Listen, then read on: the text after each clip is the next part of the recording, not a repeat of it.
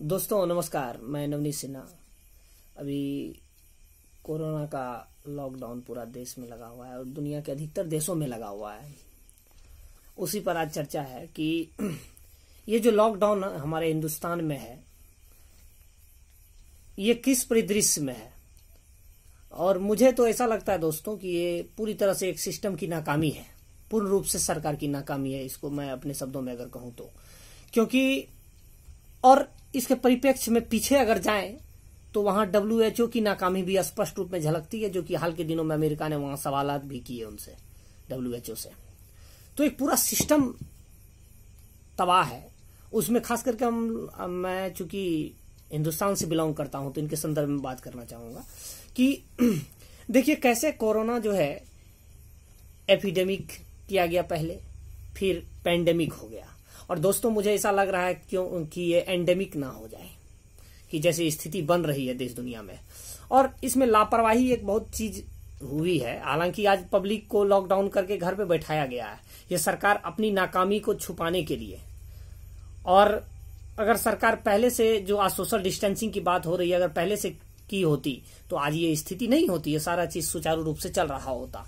और आज जो अर्थव्यवस्था धराशायी हो गया, भारत चूंकि अभी की स्थिति में ना कह सकते हम गरीब, ना कह सकते हैं पूर्ण रूप से अमीर, लेकिन मध्य की स्थिति में, और मध्य की स्थिति में हिंदुस्तान कहाँ खड़ा पाता है। सबको पता है कि अर्थव्यवस्था पिछले साल से ही डाउनफॉल हो रहा है, पूर्ण रूप से मंदी की स्थिति हो रही है देश दुनिया में। उस परिस्थिति में इंडिया में जो केसेस कोरोना के हुए बढ़े जिस ढंग से, वो सारी सबको पता ही है। लेकिन इसमें जो खामियां मैं कह रहा हूं कि ये सिस्टम की नाकामी किस तरह से है, वहां से ही चीज को देखें कि एक तो WHO ने इसको, WHO का जो परिप्रेक्ष्य रहा है, हालांकि न्यूज में भी चल रही है कि ये जो वायरस है ये वुहान से निकला। तो वुहान वायरस का नाम, हालांकि अमेरिका ने भी दिया, बाद में चाइना ने उस चीज पर ब्लेम किया, आरोप लगाया कि नहीं ये गलत है।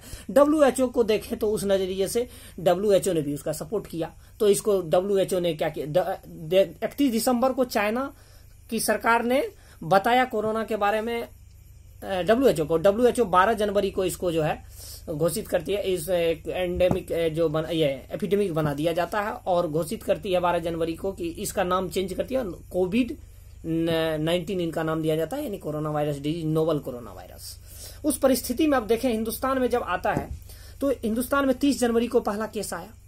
उसके बाद जो है जो स्थिति धीरे धीरे आगे बढ़ती चली गई और 1-2 फरवरी तक केस जो है 2-3 ही केस थे और पूरा फरवरी एकदम केस क्लोजअप रहा। फिर जाकर के जब हम मार्च की स्थिति को देखें तो 4 मार्च को 22 नए केस आए, यानी कुल मिलाकर उस समय तक 28 केस हो गए। और केस की स्थिति जो है धीरे धीरे आप अगर डाटा देखोगे, सारा डाटा उपलब्ध है नेट पर, आप तो देखोगे वहां सारा चीज किस ढंग से बढ़ता चला गया। और अभी जब मैं ये वीडियो बना रहा हूं तो भारत में जो आंकड़ा है 16,000 के क्रॉस चला गया है। ठीक है, उस परिस्थिति में मौत भी 500 के क्रॉस चला गया है। तो ये स्थिति है, धीरे धीरे मौत की स्थिति भी धीरे धीरे बढ़ रही है। तो ये जो चीज, हालांकि जैसे बीच में तबलीगी जमात से भी बढ़ा, एक जो सिख उपदेश जो इटली से जर्मनी से आए थे 10-12 मार्च को, वो जो है आनंदपुर साहिब जो था वहां पर प्रोग्राम भी किए, जो स्पिरिचुअल प्रोग्राम था, आध्यात्मिक, वहां पर से भी फैला। तो ये चीजें किस ढंग से चली सबको पता है। तो यहाँ देखिए नाकामी क्या चीज को लेकर के है कि आप देखें कि जब बता दिया गया वहां पर उस परिस्थिति में, और भारत, एक चीज गौर कीजिए, आप लोगों को अगर जानकारी नहीं है जो मैं पढ़ा हूं, कि भारत ने 26 फरवरी को चीन को 1 लाख मास्क और 5 लाख ग्लव्स जो है यहां से भेजे और कुछ मेडिकल जो है चीजें वहां पर भेजी गई है। जब ऐसी स्थिति वहां बनी जो कि इंडिया के पहले स्थान पर पूरी दुनिया में ग्लोबली पॉपुलेशन में रखता है, तो जब वहां ऐसी स्थिति बनी और कोरोना को लेकर WHO ने ही लेट से ही सही अगर चेताया, तो इंडिया फरवरी में क्या कर रहा था। हालांकि जो है सरकार ने जो है 17 मार्च को, यानी 3 मार्च को तो पहले, हाँ उससे पहले की बात है कि 3 मार्च को जो वीजा था उसको कैंसिल कर दिया गया, जितने वीजा जो नए वीजा थे उसको कैंसिल। हालांकि 13 मार्च को सभी वीजा बंद कर दिया गया। तो इतना लेट से जो उठाया गया कदम, वहां पर फिर जो है उसी टाइम में 4 मार्च को स्वास्थ्य मंत्री डॉक्टर हर्षवर्धन कहते भी हैं कि अब तक जो है लगभग 6 लाखों की स्क्रीनिंग की जा चुकी है। तो एयरपोर्ट पर स्क्रीनिंग के संदर्भ में भी एक चीज मैं जोड़ना चाहूंगा इसमें कि यहाँ के जो साइंटिस्ट हैं, Indian council of medical research के, ICMR के, उन्होंने साइंटिस्ट ने बताया कि जो स्क्रीनिंग एयरपोर्ट पे हो रही है वो पर्याप्त नहीं है कोरोना से बचने के लिए। फिर भी उस परिस्थिति में जो चेकअप हुआ, जो वहां से स्टूडेंट आए, वहां से या अदरवाइज जहां जहां से लोग आए, तो जब 30 जनवरी को एक ही केस था, तो केस फरवरी में ना बढ़ करके सवाल उठता है कि 3 मार्च, 4 मार्च या 5 मार्च को मार्च में क्यों बढ़ता है, फरवरी में क्यों नहीं बढ़ा। यह स्थिति ध्यान देने वाली है। कहने का मतलब सरकार ने इसको सही ढंग से उस समय नहीं लिया, जिसका खामियाजा हम लोग को भुगतना पड़ रहा है। हालांकि आप देख सकते हैं कि अमेरिका की स्थिति को देखते हैं तो अमेरिका में क्या है कि लोग, यहाँ के लोग कह रहे हैं कि अमेरिका में जो है सरकार ने इस ढंग से मजाक में लिया। ऐसा नहीं, इंडिया में बखूबी मजाक में लिया है, वो दिख नहीं रहा हम लोगों को।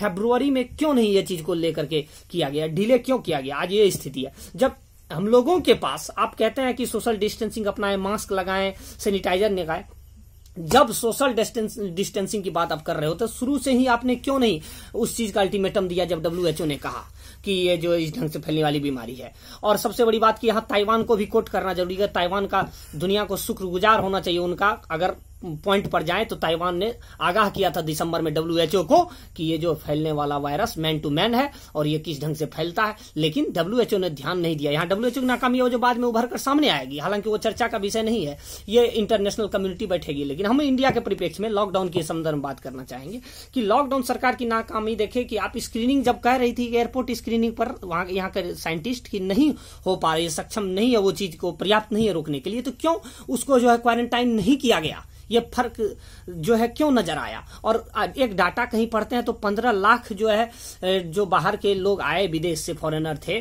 NRI थे, उनको दिया गया कि उनको स्क्रीनिंग की गई। लेकिन सबसे बड़ी बात क्या है कि जब एक केस जनवरी में था तो इतना रेजअप केस 1 महीने 1.5 महीने के अंतराल पर क्यों हुआ इंडिया में, जबकि इतनी सघन आबादी है। तो इसका मतलब है कि स्क्रीनिंग जो है सही ढंग से नहीं, और स्क्रीनिंग हुई तो उसका क्वारंटाइन होना चाहिए। और ये जो वीजा बंद की बात है ये पहले होनी चाहिए, मार्च में नहीं होनी चाहिए। यहाँ सरकार की नाकामी पूर्ण रूप से दिखती है।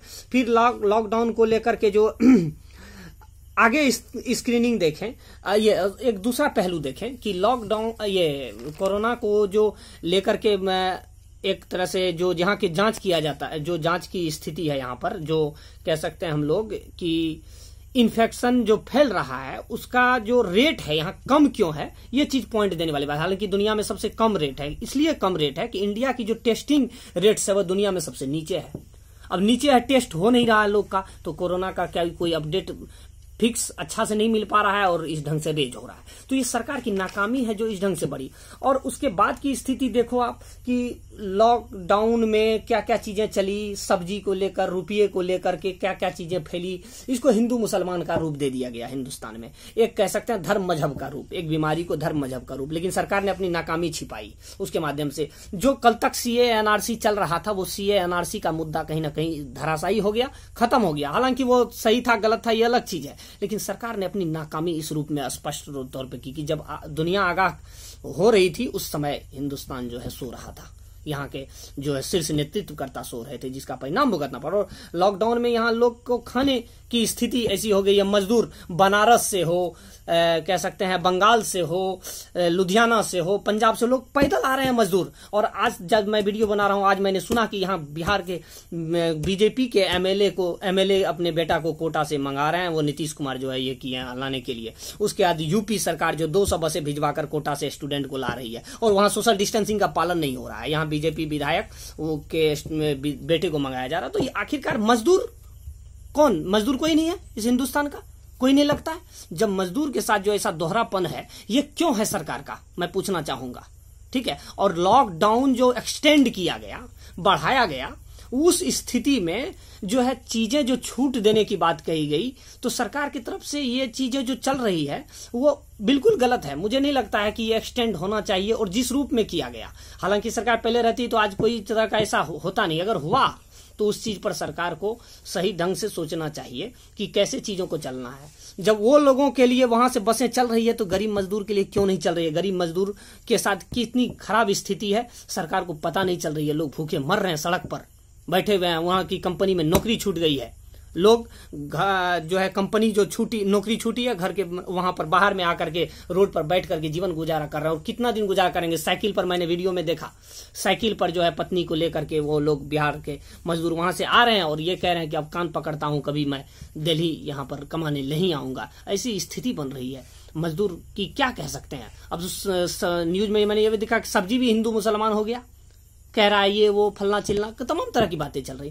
तो ये जो चीजें हैं तो पूर्ण रूप से अगर आप गौर फरमाओ कि सारा चीज को आगाह किया गया इंडियन काउंसिल मेडिकल रिसर्च की तरफ से भी, तो उस परिस्थिति में सरकार को जो है कह सकते हैं हम पूर्ण रूप से, और एक चीज कि ये 100% श्योर है कि ये बीमारी विदेश से आई है, क्योंकि यहां तो थी नहीं, और विदेश से वहां से, तो कहने का मतलब है कि जनवरी में हुआ, फरवरी में ना होकर मार्च में हुआ, तो यही मेरा बार बार मैं यही इसलिए कह रहा हूं कि वो चीजें क्यों उस टाइम में नहीं फैली और बाद में फैली। तो इसका मतलब क्या है कि जो चीजें जहां करने की जरूरत थी, क्वारंटाइन का करने का जरूरत था, वो चीज वहां नहीं किया गया, जिसका खामियाजा पूरा देश को भुगतना पड़ रहा है। आज कैसी स्थिति हो चुकी है, और प्रकृति की मार अलग देखिए कि आंधी तूफान के चलते मक्का की फसल जो है कई जगह बर्बाद हो चुकी है, और किसान की क्या स्थिति है सबको पता है देश में पहले से ही, और तो और चरमरा सी गई है, ऐसी स्थिति है।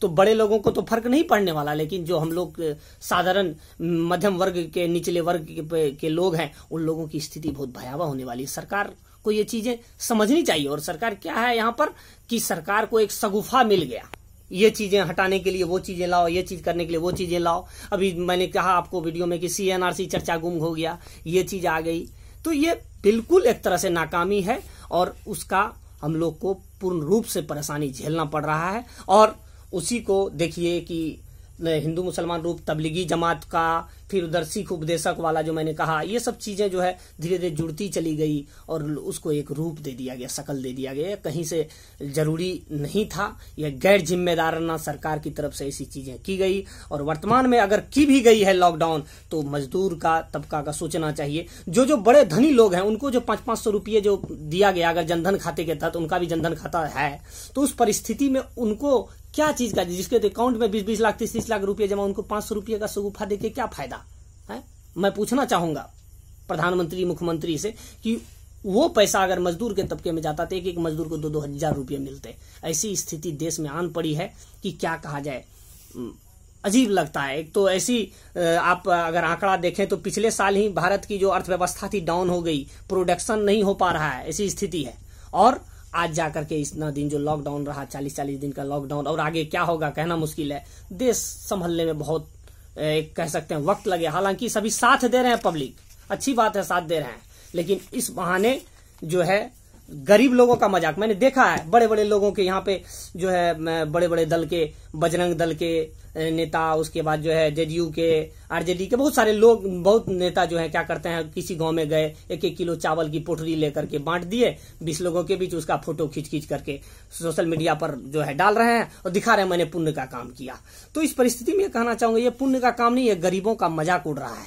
ये उड़ाना बंद कीजिए आप लोग। और ऐसी स्थिति अगर रही तो आप लोग तो अपना सिक्का जमा ही रहो, और गरीब लोग की मरने की स्थिति हो जाएगी। इसलिए मैं पब्लिक को भी कहना चाहूंगा, आगे से कभी भी चुनाव हो खास करके, तो आप लोग ध्यान से वोट करें कि किस ढंग से हम लोगों को नेतृत्व, हम लोग का नेतृत्वकर्ता कैसा होना चाहिए, किस ढंग से होना चाहिए। नहीं तो खामियाजा और भुगतना पड़ेगा, और उसके इंतजार में बैठे रहो। अब और क्या कह सकते हैं, ऐसे भी वीडियो शायद लंबी हो रही है। ठीक है, घर में रहें, अभी स्वस्थ रहें, अच्छा रहें, बढ़िया रहें। ठीक है, धन्यवाद, जय हिंद।